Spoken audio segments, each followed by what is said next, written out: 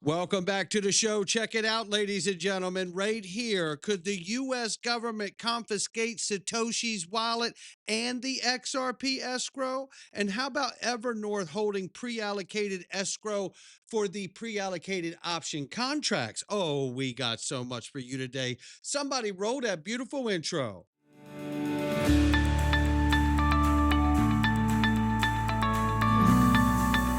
Digital Perspectives with Brad Kimes. Come on in.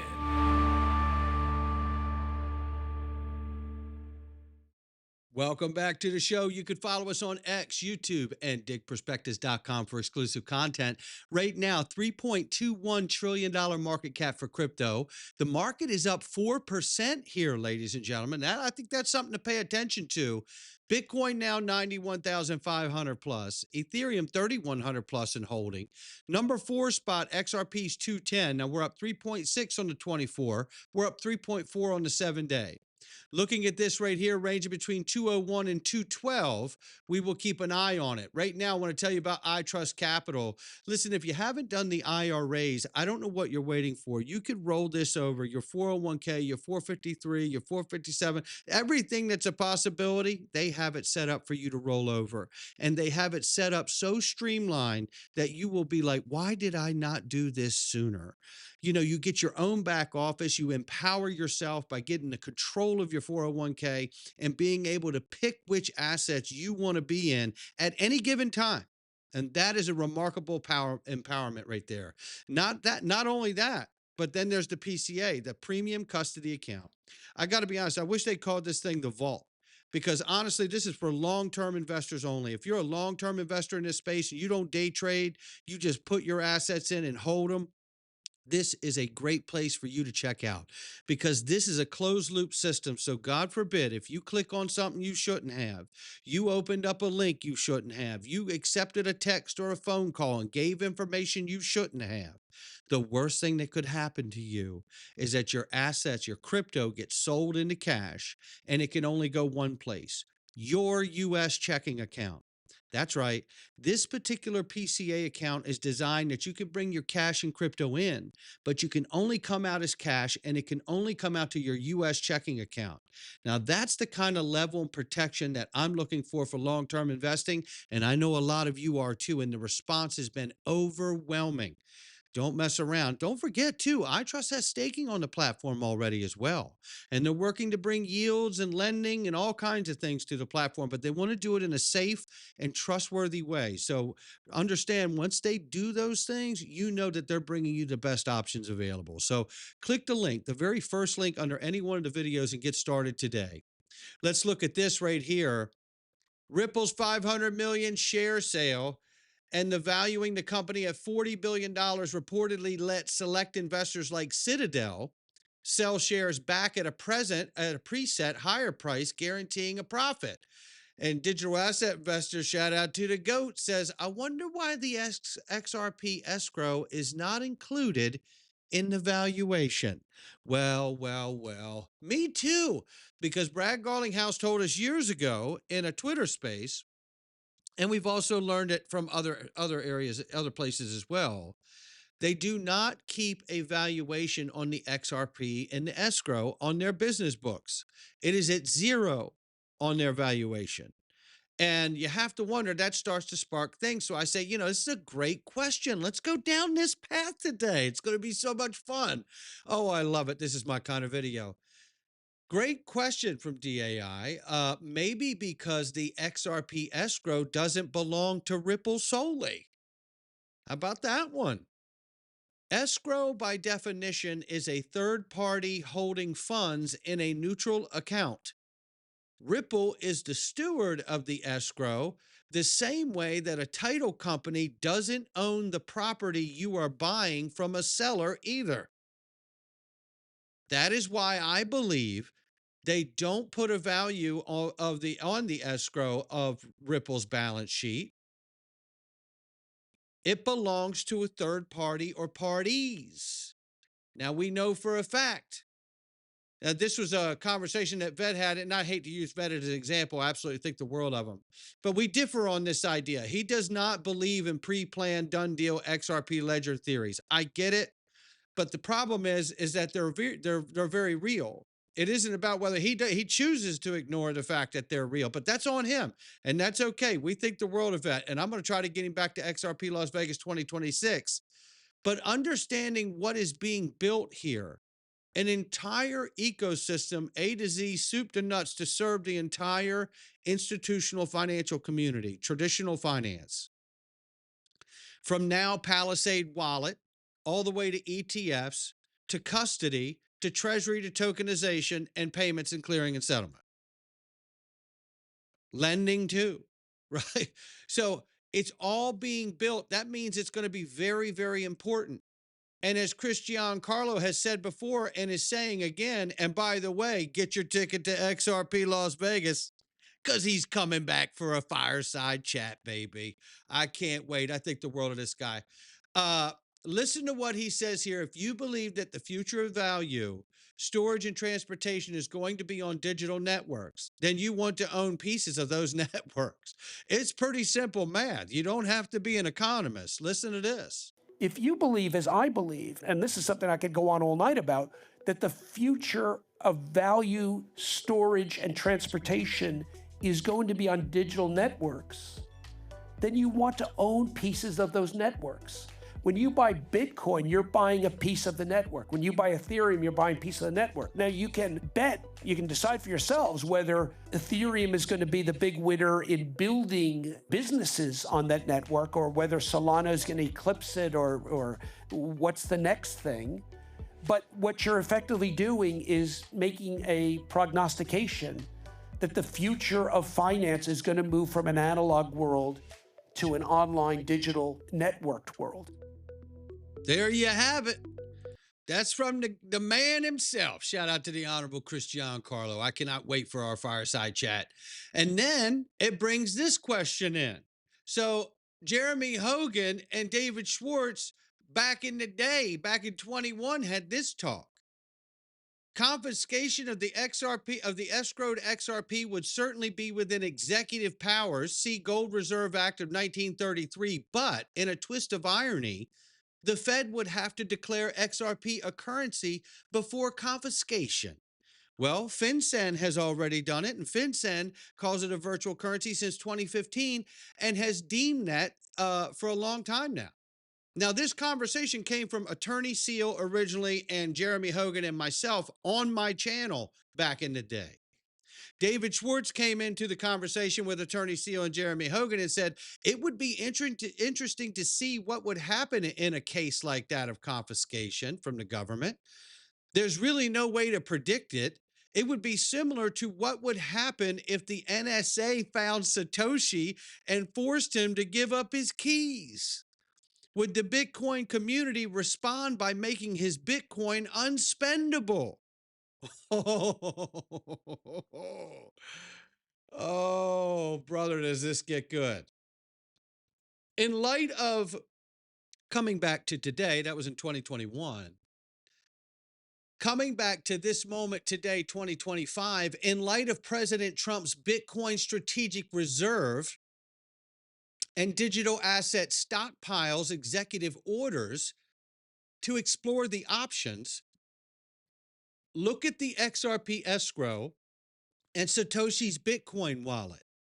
Is there a possible scenario for U.S. government confiscation? Now, you guys know that we have floated this and talked about this idea over the years, and I've even talked about the idea that the government could take over Satoshi's wallet. I believe the wallet belongs to the government, and I believe they're going to tell everybody that they've hacked Bitcoin, and they actually have the keys to Satoshi's wallet because I think the NSA created it.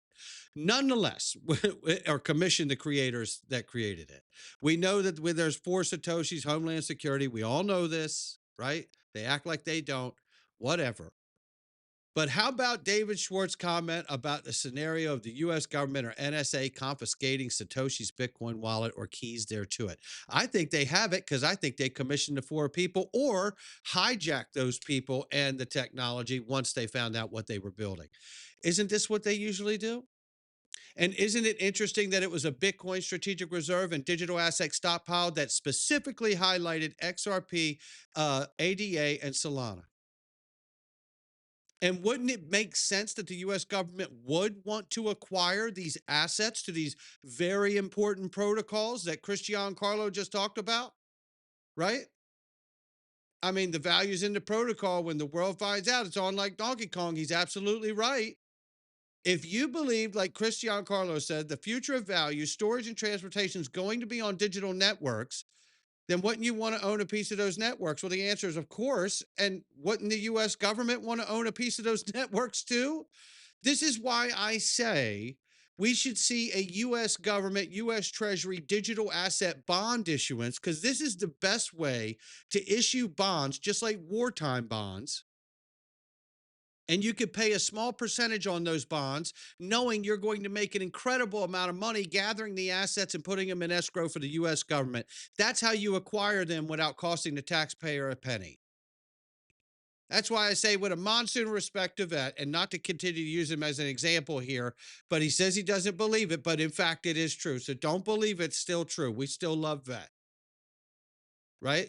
There's still a lot of people out here that believe there's a private price for XRP and a public price for XRP. That's not true either. There's one price for XRP, but there certainly is private ledgers. So in the understanding, Ripple didn't create an escrow for XRP until December 2017. So it's easy to understand how the early days, it's easy to believe that that wasn't even possible. They never even created the idea until 2017. They've been around since 2012 and before. And we know for a fact that they did have pre-allocated option contracts to R3 for 5 billion XRP, and that they allowed Greg Kidd to hold an option contract for 1% of all the XRP, a 1 billion option contract. David Schwartz has confirmed the ability to do it as well, right here in this tweet in October of this year.